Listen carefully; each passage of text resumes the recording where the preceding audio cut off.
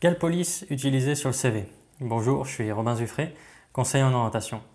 Alors, au niveau des polices, il n'y a pas de règles en général. Toutes les polices sont utilisables. Après, c'est une question de style et d'impression qu'on veut donner.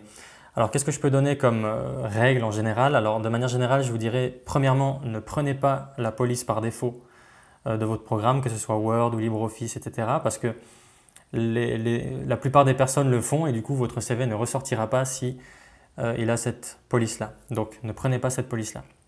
Deuxièmement, au niveau de la police, évitez ça dépend après des polices, mais d'écrire avec une taille de police plus grande que 12 ou plus petit que 9.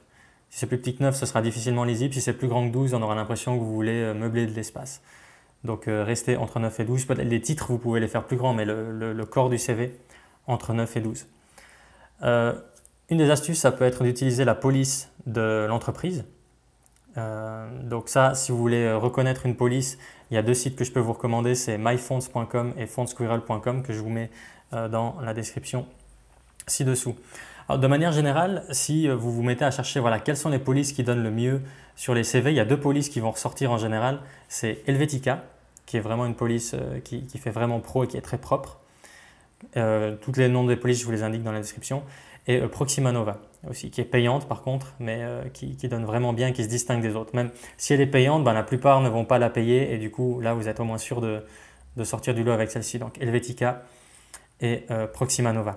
Les autres polices qu'on peut recommander, il y en a plusieurs qui peuvent s'utiliser. Alors j'ai la liste sous les yeux là, c'est Century Gothic, Garamond, Dido, Arial, Verdana et Allais par exemple. Alors après, il y a d'autres polices, hein, tous ces noms-là, je vous les mets en dessous, mais ça, c'est des polices, voilà, vous pouvez les télécharger, les installer sur votre ordinateur, tester, faites des tests, vous voyez l'impression que ça donne et choisissez celle qui vous plaît le plus.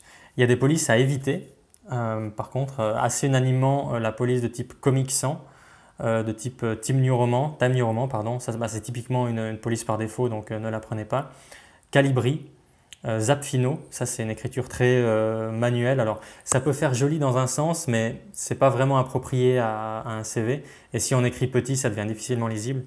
Et une police de type courrier, que certaines personnes aiment bien, c'est un peu le style machine à écrire, mais ça fait pas très pro, donc évitez ça. Donc voilà, là je vous ai donné rapidement quelques polices, vous pouvez les lire en dessous, vous pouvez les télécharger gratuitement, faites des tests et voyez ce qui convient le mieux. Voilà, si vous avez des questions à ce niveau-là ou sur les CV, n'hésitez pas à me les poser dans les commentaires ci-dessous. Si vous êtes actuellement en recherche d'emploi, j'ai créé pour vous un PDF qui vous permet de faire l'état des lieux de votre recherche d'emploi et d'améliorer les points cruciaux pour que vous puissiez vraiment décrocher la place que vous méritez. Voilà. Donc on se retrouve bientôt dans une prochaine vidéo. D'ici là, ne négligez rien, ne lâchez rien et ça finira par passer. À tout bientôt.